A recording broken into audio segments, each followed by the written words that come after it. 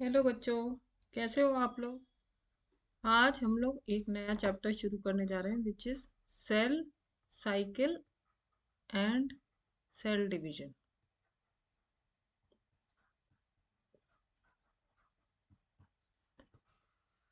इसमें ग्रोथ भी होती है सेल की और डिवीजन भी होता है। अब इसकी क्यों जरूरत है? क्योंकि शुरुआत लाइफ की एक सिंगल सेल से होती है जो जाइगोट बनता है।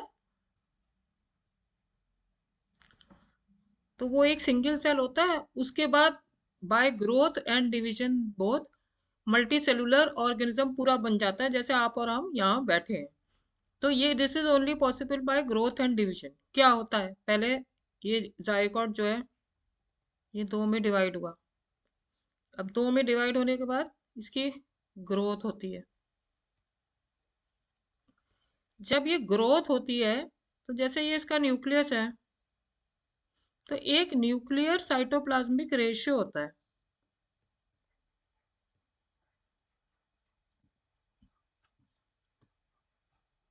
इसका मतलब समझो, सपोज सेल का साइज 10 माइक्रोन है, तो इसमें न्यूक्लियस का साइज 4 माइक्रोन है और साइटोप्लाज्म का साइज 6 माइक्रोन है। Suppose it's an example. तो न्यूक्लियर साइटोप्लाज्मिक रेशियो हो गया 4:6। अब जब ये ग्रो करा, न्यूक्लियस तो उतना ही रहा, साइटोप्लाज्म बड़ा हो गया, तो ये तो 4 ही था सपोज, और ये मान लो ये टोटल 15 हो गया, तो ये कितना हो गया, 11, है ना, साइटोप्लाज्म। तो अब ये न्यूक्लियर साइटोप्लाज्मिक रेशियो डिस्टर्ब हो गया। अब इसको कैसे ठीक करें, क्योंकि एक पर्टिकुलर न्यूक्लियर साइटोप्लाज्मिक रेशियो में ही जो है सेल एक्टिव रहता है। तो इसके लिए ये फिर दो में डिवाइड हो जाता है।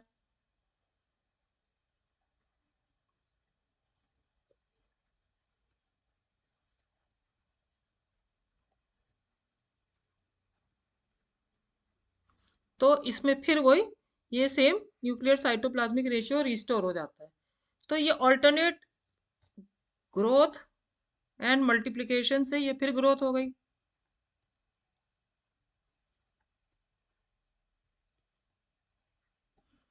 ये एक जो सिंगल सेल था, वो अल्टीमेटली एक सिंगल सेल जो था ये अल्टीमेटली पूरा एक मल्टी सेलुलर ऑर्गेनिज्म बना लेता है। आपको, हमको, एनिमल्स को, प्लांट्स को, सबको बना देता है इस तरह से बाय ग्रोथ एंड डिवीजन। तो this is what is cell cycle and cell division. Cell division तो ये हो गया। अब ये सब जो प्रोसेस होता है ये किसी ऑर्गेनाइज्ड वे में होगा, उस ऑर्गेनाइज्ड वे को हम सेल साइकिल कहते हैं। तो सेल साइकिल क्या होती है? It is the sequence of events, मतलब एक सीक्वेंस में होना है ना, तो सीक्वेंस ऑफ इवेंट्स जिसमें क्या होता है, पहले बाय जिसमें डीएनए डुप्लीकेट होता है, डुप्लीकेशन ऑफ डीएनए, एंड उसके बाद followed by duplication of other organelles, organelles के ऑफ अदर कॉन्स्टिट्यूएंट्स कह लो, and then division of duplication of cytoplasm,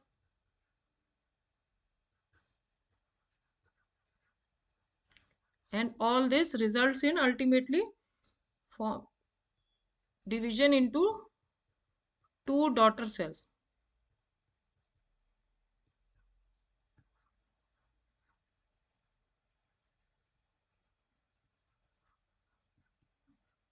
जैसे इसमें ये इसमें से ये बनी तो ये टू डॉटर सेल्स कहा जाता है। तो ये जो सीक्वेंस ऑफ इवेंट्स हैं, जिसमें सबसे पहले डीएनए का डुप्लीकेशन होता है, उसके साथ उसके कॉन्स्टिट्यूएंट्स यानी जो और ऑर्गेनेलीज हैं साइटोप्लाज्म में, उसका डिवीजन होता है, फिर साइटोप्लाज्म का डिवीजन होता है, और ultimately leading to formation of two daughter cells. इस सीक्वेंस ऑफ इवेंट्स को हम सेल साइकिल कहते हैं, और ये एक पर्टिकुलर उसमें ही होता है, सीक्वेंस में। तो अगर हम एक कल्चर में देखें तो यूजुअली ये सेल साइकिल 24 आवर्स में पूरी हो जाती है। लेकिन ये depends on organism to organism. जैसे कि यीस्ट सेल है, उसको 90 मिनट्स ही लगते हैं पूरी सेल साइकिल कंप्लीट करने में। बट यूजुअली हम अपने ह्यूमन बींग्स की बात करें तो 24 आवर्स में एक सेल साइकिल कंप्लीट होती है। इस 24 आवर में दो फेज होते हैं मेनली। एक तो प्रिपरेटरी फेज होता है जिसको कि हम कहते हैं इंटरफेज, और दूसरा होता है एम फेज या डिवाइडिंग फेज। तो अगर मान लो ये 24 घंटे है तो इसमें से इंटरफेज 23 घंटे होगा और एक्चुअल डिवीजन फेज 1 ही घंटे होगा। इसमें तैयारी होती है फॉर दी एम फेज। ऐसे मान लो कि अगर किसी की शादी है तो उसकी तैयारी तो 95% टाइम होगी, तो इंटरफेज वो तैयारी है, और शादी तो एक ही दिन होगी, तो 5%, इस 5% के लिए ये 95% टाइम ये तैयारी हो रही होती है। जो तैयारी है दैट इज इंटरफेज, और जो एक्चुअली इवेंट हो रहा है दैट इज एम फेज। ठीक है, तो अब हम इस सेल साइकिल को इन्हीं दो हेडिंग्स में पढ़ेंगे। सेल साइकिल में दो फेज हुए, एक इंटरफेज, दूसरा है एम फेज या जिसको कहते हैं माइटोटिक फेज।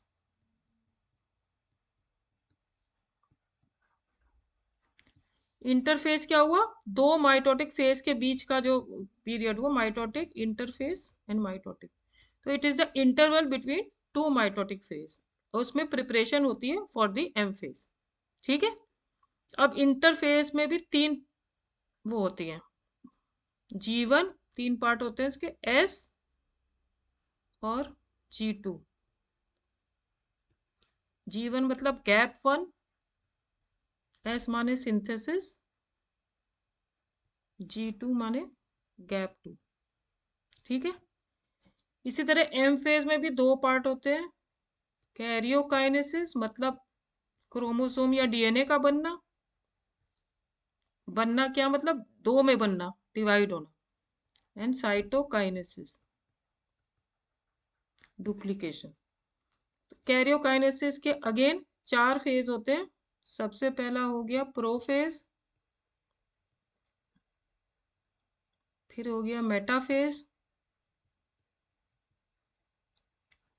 फिर हो गया एनाफेज, और लास्ट हो गया टीलोफेज। तो इसी को अगर हम एक डायग्रामेटिक रिप्रेजेंटेशन में देखें, कितना गंदा बना है।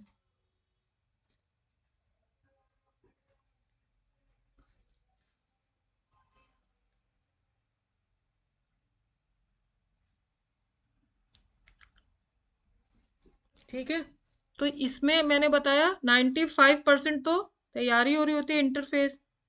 तो ये मान लो ये सारा इंटरफेस है, यहां से लेके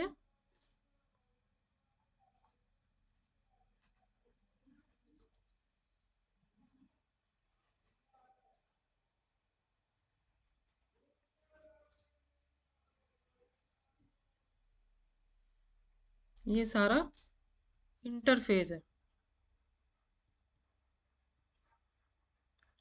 और ये एम फेज है 5%। तो अब अगर हम इनको डिवाइड करें तो इंटरफेस तीन में डिवाइड होता है, G1, S एंड G2। ऐसे मान लो ये G1 है,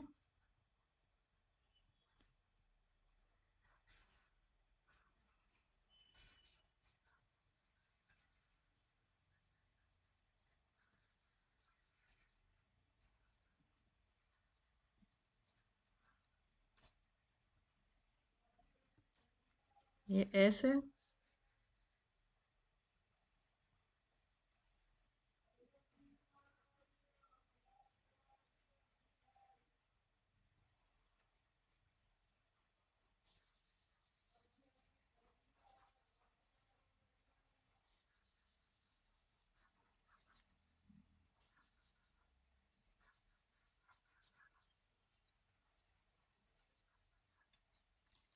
और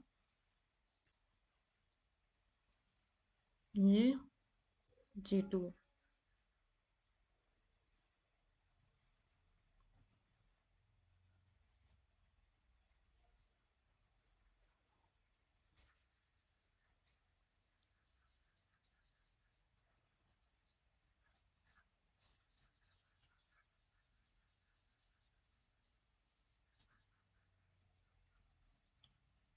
ठीक है। अब अगर हम ये देखें एम फेज, तो एम फेज में कैरियोकाइनेसिस के 4 पार्ट हैं, प्रोफेज, मेटाफेज, एनाफेज, टीलोफेज और ये साइटोकाइनेसिस। तो इनको हम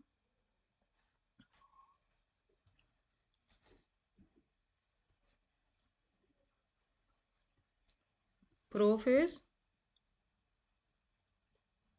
मेटाफेज, एनाफेज, टीलोफेज, ये सारे हो गए कैरियोकाइनेसिस के पार्ट एंड ये साइटोकाइनेसिस।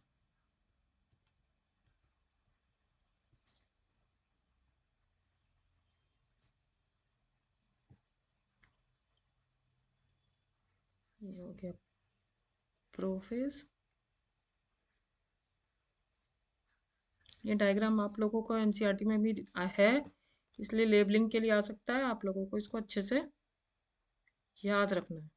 और इसको याद रखेंगे तो आपको आगे भी समझने में बहुत आराम होगा, क्योंकि क्वेश्चन जो नीट में आते हैं वो इस तरह से आते हैं कि इसके बाद कौन सा फेज है, इसके बाद इससे पहले कौन सा फेज है। तो जब तक आप लोग ये सीक्वेंस नहीं याद करोगे तब तक आप लोगों को ये क्वेश्चन करना मुश्किल होगा। इसलिए अगर आप ये डायग्राम अगर कहीं आ भी गया, आप ये डायग्राम बना लीजिए, आपको फट से पता चल जाएगा किसके पीछे कौन है, किसके आगे कौन है। ठीक है। चलो ये ग्रीन करते हैं, टीलोफेज,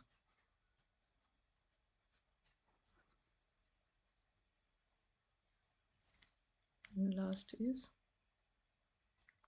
साइटोकाइनेसिस।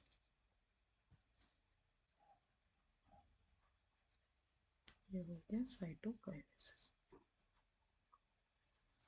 अब ये समझ गए आप लोग इंटरफेस के G1, S और G2, और ये एम फेज के प्रोफेज, मेटाफेज, एनाफेज, टीलोफेज और साइटोकाइनेसिस। अब एक फेज और होता है G0 फेज, जिसको कि हम क्वेसेंट फेज भी कहते हैं या रेस्टिंग फेज भी। वैसे रेस्टिंग बोला गया है, लेकिन ऐसे मतलब डिवीजन नहीं होता, पर मेटाबॉलिक एक्टिविटीज और ग्रोथ होती रहती है।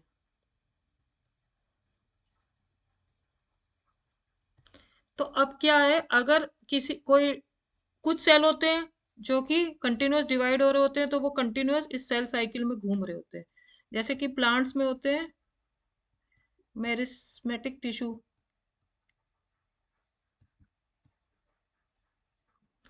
और एनिमल्स में होते हैं स्टेम सेल। स्टेम सेल वो होते हैं जिनसे हमारे सारे ऑर्गन्स के सेल्स बनते हैं, स्टेम सेल्स। लेकिन कुछ सेल्स होते हैं, फॉर एग्जाम्पल हार्ट के सेल्स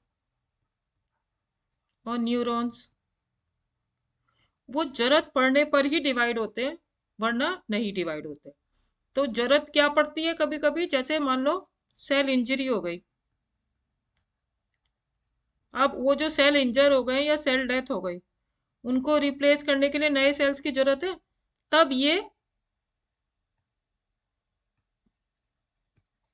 हार्ट सेल और न्यूरॉन इस सेल साइकिल में आएंगे, नहीं तो ये G0 फेज में रहते हैं। तो it is a non dividing phase, so it is known as quiescent या रेस्टिंग फेज। रेस्टिंग एक्चुअली तो नहीं है, क्योंकि मेटाबॉलिज्म और ग्रोथ भी हो रही है। तो अब मान लो ये इंजरी हो गई या सेल डेथ हो गई, और अब इनको डिवाइड होना है, तो इनको G0 फेज से एंटर करना होगा सेल साइकिल में। तो वो किस स्टेज पे एंटर करते हैं, they enter eight G1, end of G1। Similarly अगर किसी सेल को अब डिवीजन से बाहर निकलना है और रेस्ट में जाना है, तो वो G1 से G0 जाएगा। This is known as exit and this is known as entry. तो अगर किसी सेल को डिवाइड होना है तो वो G0 से एंड ऑफ G1 में आएगा, और अगर किसी को सेल साइकिल से निकल के रेस्टिंग स्टेज में जाना है तो वो G1 से G0 में जाएगा, which is known as exit. ये कई बार पूछा गया है, इट इज एग्जिट। और ये याद रखना जरूरी है कि ये सिर्फ G1 स्टेज की एंड में ही पॉसिबल है, और किसी स्टेज में से ना तो सेल बाहर निकल सकता है ना अंदर घुस सकता है। ठीक है, इतनी बात आप लोगों की समझ में आ गई। अब हम एक एक करके हर स्टेज के बारे में पढ़ते हैं। सबसे पहले इंटरफेज में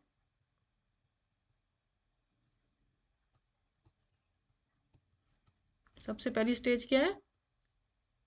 G1 है ना, G1 यानी गैप वन। तो गैप वन क्या है? It is the stage between S phase and M phase.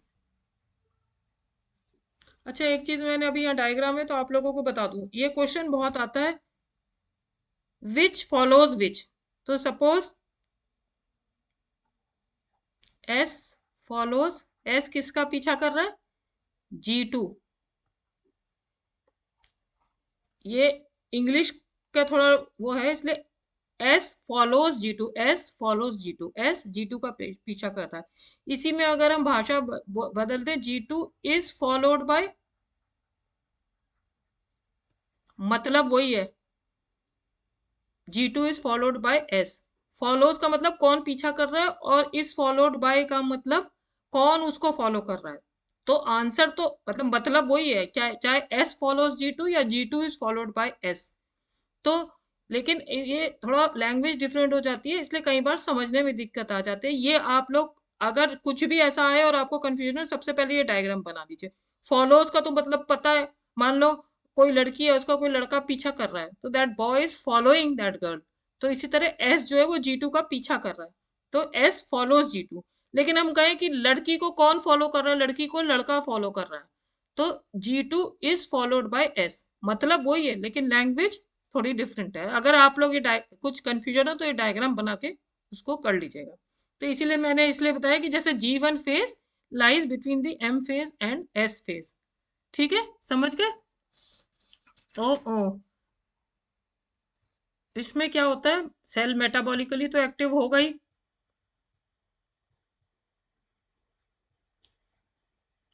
इसमें जो और ग्रोथ भी होगी, ग्रोथ तो कंटिन्यूअस प्रोसेस है, होती ही रहती है।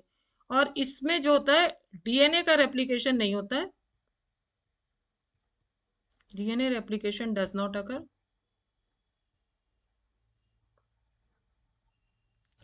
बट जो अदर ऑर्गेनेलीज हैं साइटोप्लाज्म में, वो रेप्लिकेट करती है। जैसे कि सपोज ये सेल है, तो इसमें ये न्यूक्लियस है, इसमें ये डीएनए, ये नहीं रेप्लिकेट करेगा। लेकिन जो और ऑर्गेनेलीज हैं, फॉर एग्जांपल ये mitochondria, that will start dividing, ये क्रिस्टी है। इसी तरह से endoplasmic reticulum, that starts dividing, यहाँ से डिवाइड होना शुरू कर दिया। ठीक है, तो G1 फेज का सबसे इंपॉर्टेंट वो है कि ऑर्गेनेलीज रेप्लिकेट। बाकी ग्रोथ और मेटाबॉलिज्म तो हर फेज में होता है, और डीएनए नहीं रेप्लिकेट करता। ठीक है, इसके बाद हम सेकेंड फेज ऑफ इंटरफेज पे आते हैं, दैट इज S, या इसका नाम ही सिंथेसिस है। तो यहाँ पे दो काम होते हैं, एक तो डीएनए रेप्लिकेशन होता है, और एक सेंट्रियोल का रेप्लिकेशन होता है।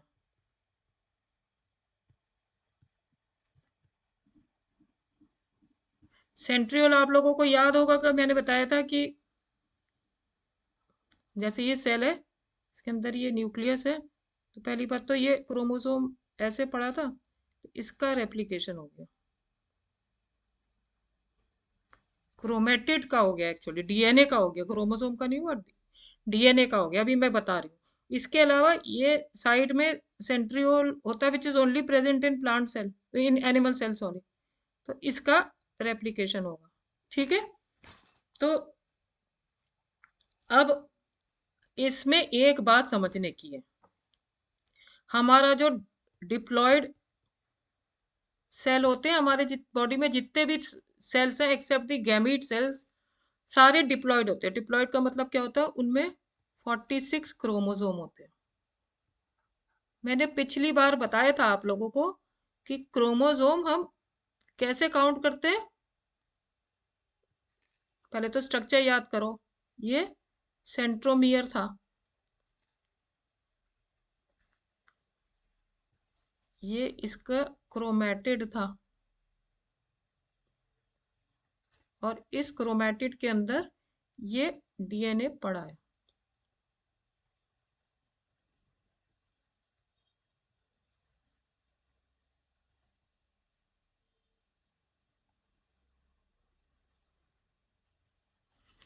तो जो 23 क्रोमोसोम्स को हम एन बोलते हैं, तो अब हमारे डिप्लॉइड सेल में 46 क्रोमोसोम होते हैं, तो हम उनको बोलते हैं 2n। अब इसमें क्या हुआ, ये एस फेज में ये डीएनए मैंने लिखा है ना कि क्रोमोसोम, डीएनए रेप्लिकेशन हो गया, यानी कि ये रेप्लिकेट करेगा। ये कैसे रेप्लिकेट करेगा कि ये जो क्रोमेटिड है ये 2 में बन जाएगा।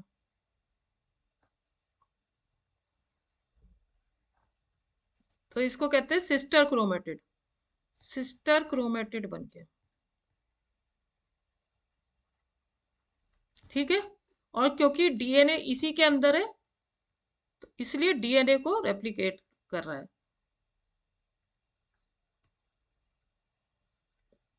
डीएनए रेप्लिकेट कर रहा है।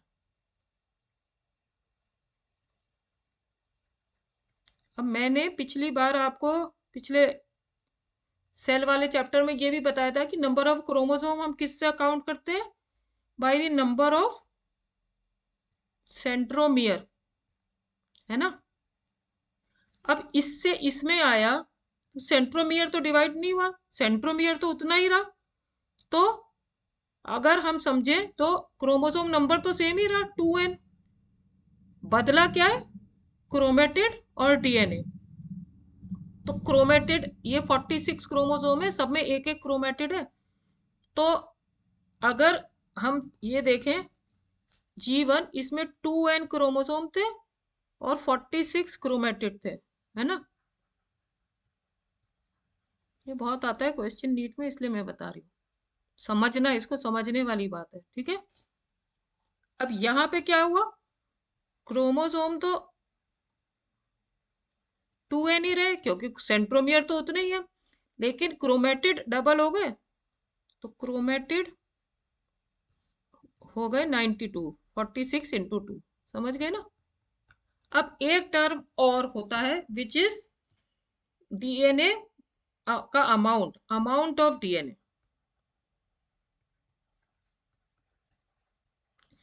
इसका एक यूनिट होती है सी, उसमें हम मेजर करते हैं। तो 23 जो क्रोमोसोम होते हैं उसमें 1c डीएनए होता है। अब हमारे तो ये सारे डिप्लॉइड सेल में 46 क्रोमोसोम है, इसलिए हमारे नॉर्मली डीएनए होता है 2c हर सेल में। तो इसमें 2c हुआ डीएनए। अब इसमें क्या हुआ, क्योंकि क्रोमेटिड डिवाइड हो गए और डीएनए इसी के अंदर है, तो देख रहे हैं अब डीएनए भी डबल हो गया। तो डीएनए कितना हो गया, अमाउंट ऑफ डीएनए 4c। इस बात को समझ में आया। ये चाहे देखने में आपको ऐसा लग रहा हो कि क्रोमोसोम डबल हो गए, पर आपको क्रोमोसोम के क्रोमेटिड पे या आर्म पे नहीं ध्यान देना है। अगर कहीं भी कंफ्यूजन हो आप सेंट्रोमियर गिन लीजिए, अगर सेंट्रोमियर सेम है उतने ही है तो क्रोमोसोम नंबर नहीं चेंज हुआ है। तो ये बहुत इंपॉर्टेंट है कि ऑल्दो डीएनए रेप्लिकेशन हो रहा है but chromosome number remains same, what increases is the number of chromatid and the amount of DNA। ये आप लोगों को अच्छे से याद रखना है, एस फेज के ऊपर पता नहीं कितने क्वेश्चन आते हैं। ठीक है, अब हम अगले पे चल रहे हैं which is the G2 phase. G2 phase में कुछ नहीं होता, ग्रोथ तो हो ही रही होती है और मेन इसमें प्रोटीन सिंथेसिस होता है, क्योंकि जो आगे इसके आगे एम फेज आ रही है, एम फेज में बहुत प्रोटीन की जरूरत होती है, तो उसकी तैयारी के लिए ये प्रोटीन सिंथेसाइज करता है। अब इसने ना क्रोमोसोम को छुआ, ना डीएनए को छुआ, ना क्रोमेटिड को छुआ, तो यही कॉन्फ़िगरेशन इसमें भी रहेगा, chromosome 2n, chromatid 92 and DNA 4c। समझ गए। तो ये हो गए हमारे 3 फेज इंटरफेस के। अब हम आते हैं एम फेज पे, जिसको कि माइटोटिक फेज भी कहते हैं, और इसको इसमें को कहते हैं इक्वेशनल डिवीजन, क्योंकि जो इससे डॉटर सेल बनेंगे उसमें amount number of chromosome equal होंगे, कोई मतलब चेंज नहीं होगा, तो इसीलिए इसको इक्वेशनल डिवीजन कहते हैं। और ये जो एम फेज है, this is the most dramatic phase of the cell cycle, जिसमें कि मेजर रीऑर्गेनाइजेशन हो जाता है पूरा सेल का ही, न्यूक्लियस का भी और साइटोप्लाज्म का भी एंड ऑर्गेनेलीज का भी। ठीक है, तो अब हम इसको पढ़ते हैं। M phase is the most dramatic, मतलब 5% होता है भाई, ठीक है, पूरे साल शादी की तैयारी करते हैं, पर सबसे इम्पोर्टेंट जो ओकेजन होता है वो तो शादी ही होती है, तो इसलिए M phase is the most dramatic and most important. अब इसमें हम एक एक करके आते हैं। सबसे पहला प्रोफेज। ठीक है, प्रोफेज में क्या होता है, ये G2 के बाद आता है। तो इसमें क्या होता है कि जैसे जो इंटरफेज है पूरा, उसमें जो वो होता है डीएनए, वो ऐसे यूं यूं यूं यूं यूं करके उलझा हुआ पड़ा होता है क्रोमेटिन के फॉर्म में। तो इसमें क्या होता है, मतलब उलझा इज इंटरट्वाइंड, तो उसको उलझे हुए को हम सुलझाते हैं, यानी कि हम उसको डीटैंगल करते हैं। और अनटेंगल बोल लो, अनटेंगल का मतलब होता है सुलझाना। और उसको थोड़ा कॉम्पैक्ट, कंडेंस कर देते हैं, कंडेंस एंड कॉम्पैक्ट, जिससे कि वो क्रोमोसोम का फॉर्म लेने लगे। तो सबसे पहले प्रोफेज में ये होता है, और न्यूक्लियर मेम्ब्रेन जो होती है वो थोड़ी थोड़ी टूटनी शुरू हो जाती है। तो ये जो ये ऐसा था, ये थोड़ा थोड़ा जो है सुलझने लगता है ऐसे ऐसे।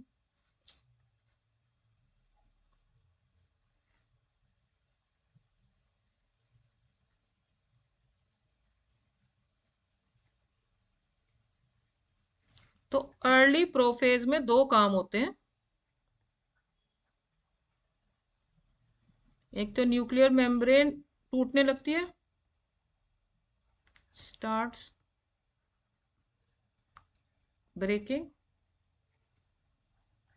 और डीएनए कंडेंस होता है और अनटेंगल होता है। उलझा हुआ डीएनए जो है ये सुलझने लगता है। ठीक है, ये हो रहा है अर्ली प्रोफेज में। अब हम इसके आगे जो है उस पे जाएं, और आगे जाएं, तो क्या होता है कि ये जो इस पे ऐसे बनाती हूँ, ये जो न्यूक्लियर मेम्ब्रेन है ये लगभग लगभग जैसे टूट ही जाती है, और ये और कंडेंस होता है और क्रोमोसोम का फॉर्म लेने लगता है, जैसे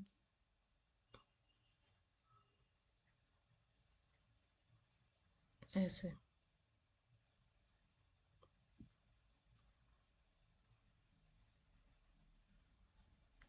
इसके अलावा जो हमने ये एस फेज में देखा था, ये सेंट्रियोल दो में टूट गए थे, तो अब ये सेंट्रियोल जो होते हैं ये पोल्स पे जाने लगते हैं। एक इस पोल पे आ जाएगा, टूवर्ड्स द पोल, और एक इस पोल पे। ठीक है, और ये आप देख रहे हैं कि ये जो है स्टार की तरह लग रहा है, तो इसको कहते हैं एस्टर। ठीक है, तो एस्टर जो है वो और इसमें से आप लोगों को पता है स्पिंडल फाइबर निकलते हैं। मतलब अभी एक्चुअली बहुत ज्यादा आगे नहीं बढ़ रहे, पर आपको समझाने के लिए मैं बता रही हूँ, ये स्पिंडल फाइबर्स। तो aster along with spindle fibres को कहते हैं माइटोटिक एपरेटस। ठीक है, तो अब अगर हम देखें कि लेट प्रोफेज में क्या क्या हुआ, डिसोल्यूशन ऑफ न्यूक्लियर मेम्ब्रेन, और कंडेंसेशन हो गया डीएनए का, तो क्रोमोसोम का फॉर्म लेने लग गए। एंड तीसरा, the centriole moves towards the pole of the cell.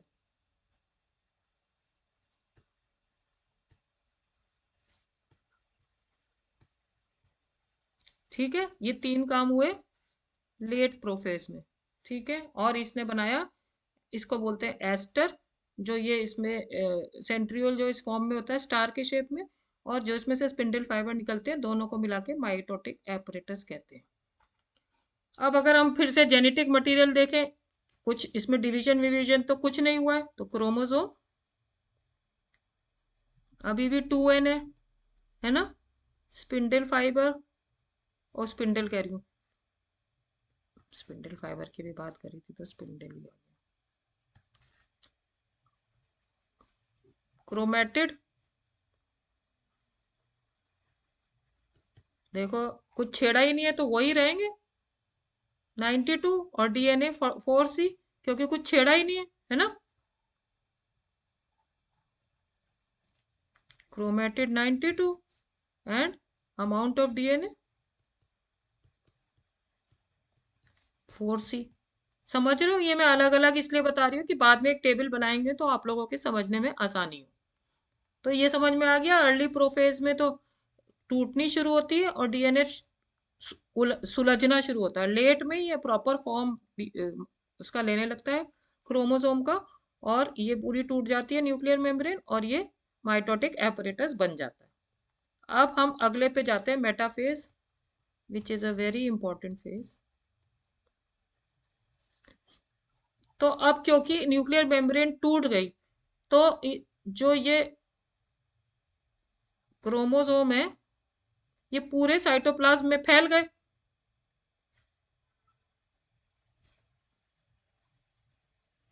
Actually ये तो उसका है, स्पिंडल एपरेटस का कलर, ये सेंट्रोसोम का कलर है।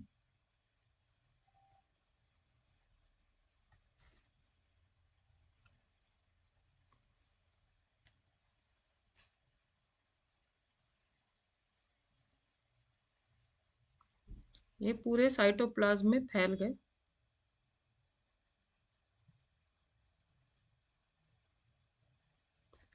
और ये जो स्पिंडल एपरेटस है,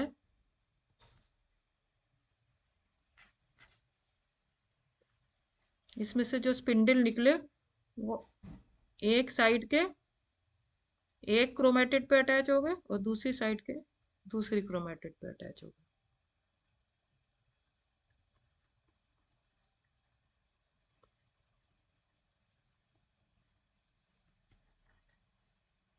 ठीक है, यहाँ ये भी जानना जरूरी है कि ये डायरेक्टली सेंट्रोमियर पे नहीं अटैच होते, यहाँ पे एक पार्ट होता है काइनेटोकोर, मैंने पिछले वाली क्लास में बताया था, ये उस पे अटैच होते हैं। ये पता नहीं कितनी बार क्वेश्चन आता है कि स्पिंडल फाइबर कहाँ अटैच होते हैं, तो ये अटैच होते हैं काइनेटोकोर पे।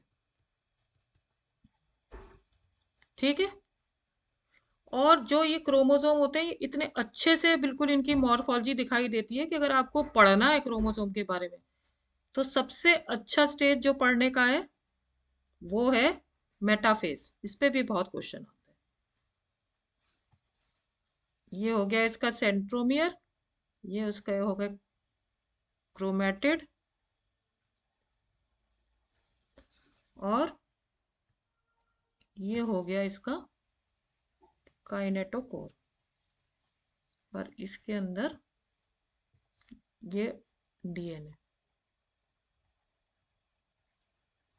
इतने अच्छे से कंडेंस होके मॉर्फोलॉजी दिखती है कि best phase to study about chromosome is metaphase।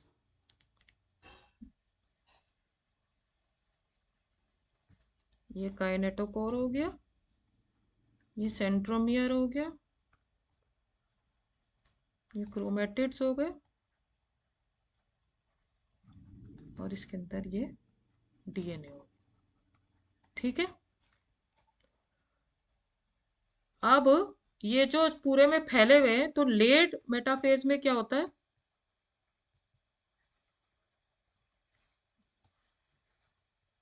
ये सारे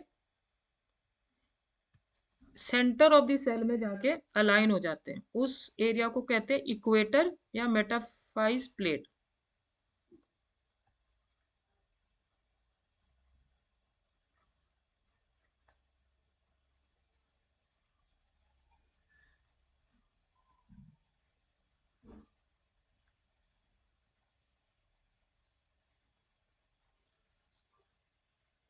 और ये हो गए इसके काइनेटोकोर।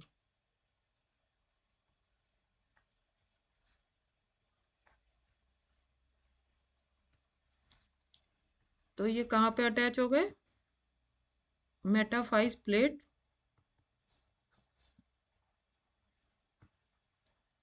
या इसको कह सकते हैं इक्वेटर ऑफ द सेल। और ये जो सेंट्रोजोम है, इसमें से जो स्पिंडल निकले वो एक पोल के एक साइड पे अटैच हो जाते हैं, एक क्रोमेटिड पे, और दूसरे पोल के of course on the kinetochore. कभी कभी क्या होता है ना, ये डायग्राम भी आ जाता है कि ये कौन सा फेज रिप्रेजेंट कर रहा है, तो ये मेटाफेज रिप्रेजेंट कर रहा है। ठीक है, लेट मेटाफेज, अगर लेट है लिखा तो ठीक है, नहीं तो मेटाफेज। और ये जो है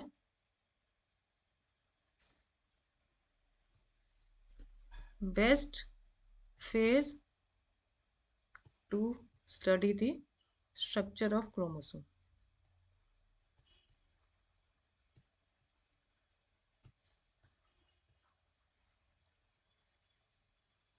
तो मेन मेन चीजें अगर हम रिवाइज करें, मेटाफेज में क्या हुई? एक तो न्यूक्लियर मेम्ब्रेन डिसॉल्व हो गई, जिसकी वजह से ये क्रोमोसोम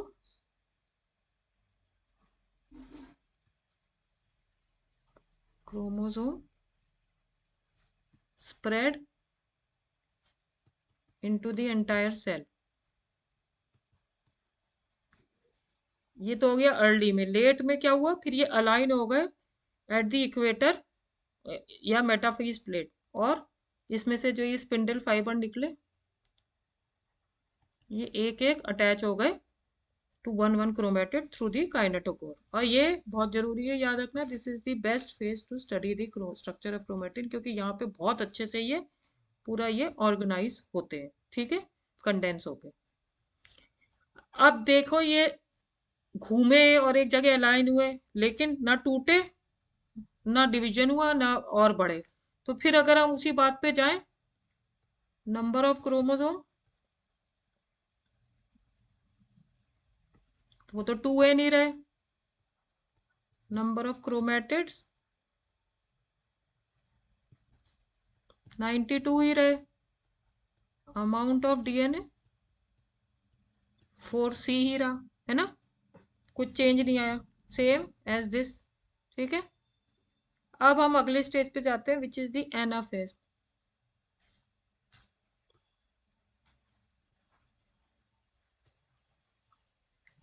एनाफेज में बहुत इंपॉर्टेंट काम होता है कि ये जो लेट मेटाफेज में ये यू अलाइन थे, तो अब ये स्पिंडल फाइबर कॉन्ट्रैक्ट होते हैं, तो इसको तोड़ देते हैं बीच से, यहाँ से सेंट्रोमियर को।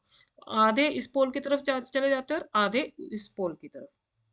तो ये क्या हुआ?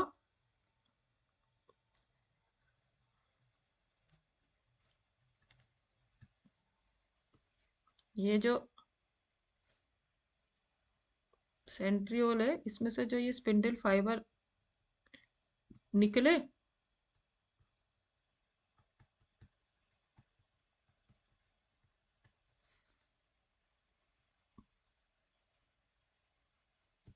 तो ये कॉन्ट्रैक्ट करे, तो इन्होंने सेंट्रोमियर को तोड़ दिया, और ये जो है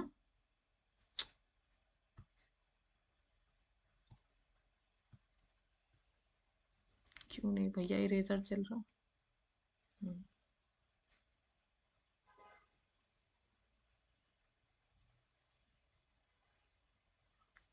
ऐसे जाके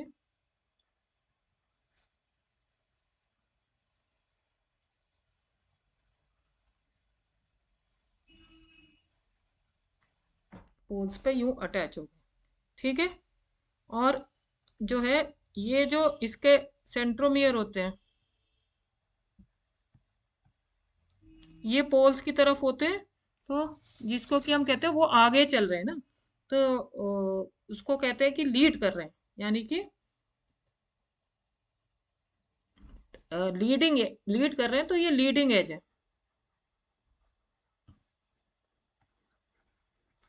और जो ये क्रोमेटिड है ये ट्रेल कर रहे हैं। ट्रेल करने का मतलब जानते हैं ना, पीछे चल रहे हैं। जब कोई मैच होता है तो कहते हैं ना, team A is winning, team B is trailing. Trailing मतलब पीछे, तो क्रोमेटिड इसके पीछे पीछे चल रहे हैं। Centromere is at the leading edge, क्योंकि वो टुवर्ड्स द पोल है। ठीक है। और जो है, अब बहुत जरूरी बात, अगर अब हम देखें नंबर ऑफ क्रोमोसोम,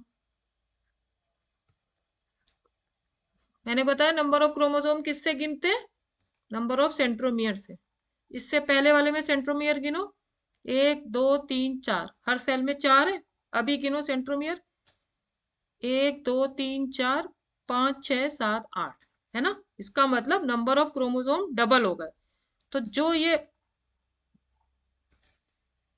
2n था, अब क्या हो गया? 4n, है ना,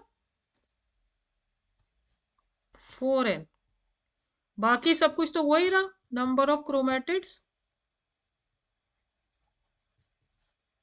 92, अमाउंट ऑफ डीएनए 4c, है ना। तो ये समझ में आ गया, एनाफेज में ये बदल जाता है नंबर ऑफ क्रोमोसोम, क्योंकि ये जो यहाँ पे थे ये टूट गए सेंट्रोमियर, और दोनों एक एक तरफ चले गए। ठीक है। अब लास्ट जो फेज है वो है telophase.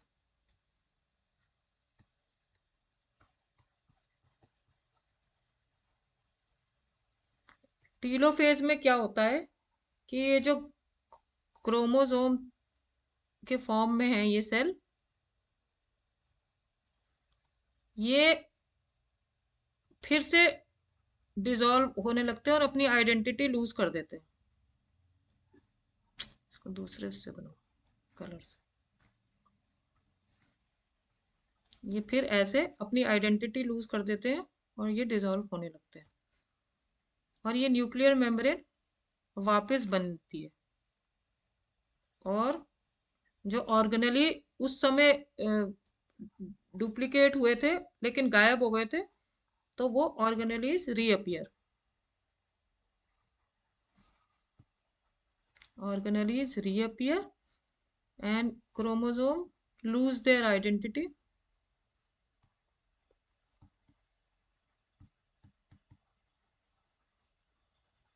and nuclear membrane also reappears.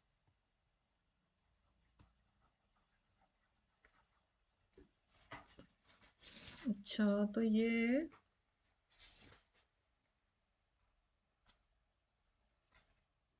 ठीक है, मैं देख रही थी कि ये nuclear membrane reappear and organelles reappear. तो अब क्या हुआ, टीलोफेज में ये काम हुए, chromosome lose their identity, organelles reappear and nuclear membrane also reappears. हाँ, और वो तो रहेगा ही अपना सेंट्रियोल दोनों तरफ। अच्छा, आप लोग पता है ना सेंट्रियोल सिर्फ एनिमल सेल में होता है, क्योंकि अब टीलोफेज के बाद एम फेज खत्म हो गई। इसके बाद क्या आता है? साइटोकाइनेसिस। देखो, एम फेज क्या खत्म हो गई, मतलब कैरियोकाइनेसिस खत्म हो गया। टीलोफेज के बाद साइटोकाइनेसिस है ना, ये है तो एम फेज का ही पार्ट। तो अब इस स्टेज पे पहुंच गया है सेल, आपको दिख ही रहा है। अब क्या बचा है? बचा है इसका साइटोप्लाज्म को डिवाइड होना, क्योंकि ऑर्गेनेलीज भी मैं बना दूं। ऑर्गेनेलीज भी आ गई वापस, माइटोकॉन्ड्रिया, एक माइटोकॉन्ड्रिया यहाँ से एंडोप्लाज्मिक रेटिकुलम।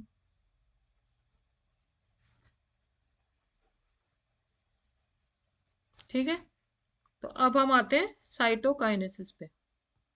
साइटोकाइनेसिस का मतलब क्या हो गया? Division of cytoplasm.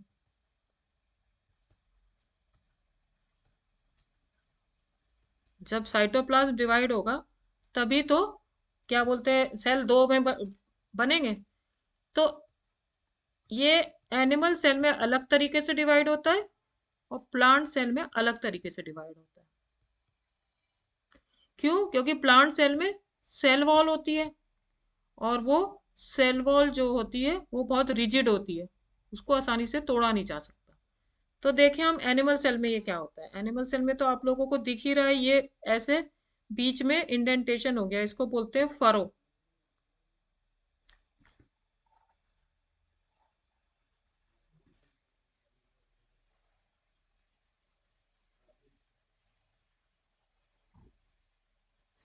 तो ये जो फरो है यहाँ से शुरू होता है और फिर ये बढ़ता चला जाता है टुवर्ड्स द सेंटर, और ये जब दोनों मिल जाते हैं तो ये ऐसे करके दो में डिवाइड हो जाता है।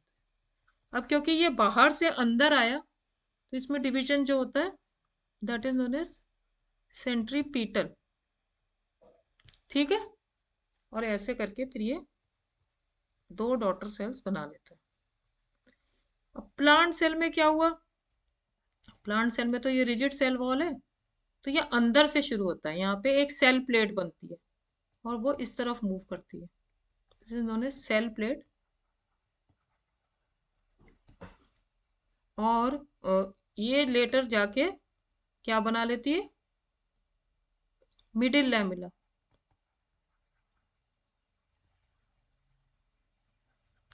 मैंने आप लोगों को बताया था कि मिडिल लैमिला दो प्लांट सेल के बीच में होता है, तो ये मिडिल लैमिला बना लेता है और फिर ये जो है ये मिडिल लैमिला हो गया, ये दो सेल में डिवाइड हो जाता है प्लांट सेल। ठीक है, तो अलग अलग होता है प्लांट सेल और एनिमल सेल में because of the presence of cell wall. कभी कभी क्या होता है, ये जो है सेल इसी स्टेज पे रुक जाता है और का साइटोकाइनेसिस नहीं होती। साइटोकाइनेसिस नहीं हुई तो क्या हो गया, एक सेल में दो न्यूक्लियस या दो से ज्यादा न्यूक्लियस हो गए, है ना? उस सेल को क्या कहते हैं? मल्टी न्यूक्लिएट सेल, जिसका नाम होता है सिंसीशियम। और इसका एग्जाम्पल है लिक्विड एंडोस्पर्म ऑफ कोकोनट। ये एक्चुअली क्या होता है, वो जो मलाई हम खाते हैं कोकोनट में, वो एक एक्चुअली सिंसीशियम होता है, उसमें मल्टी न्यूक्लिएट सेल होते हैं। ठीक है, इतनी बात है साइटोकाइनेसिस की। अब जरा सा एक सिग्निफिकेंस ऑफ माइटोसिस और देख लें।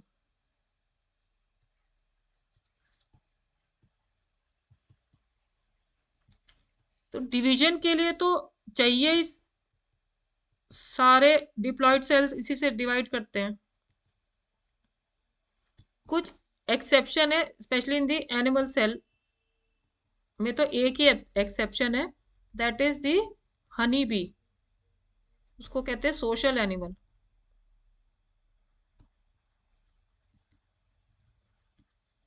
उसके हैप्लॉइड सेल्स जो है वो भी माइटोसिस से डिवाइड करते हैं, जबकि प्लांट सेल के जो मेरिस्मेटिक टिश्यू है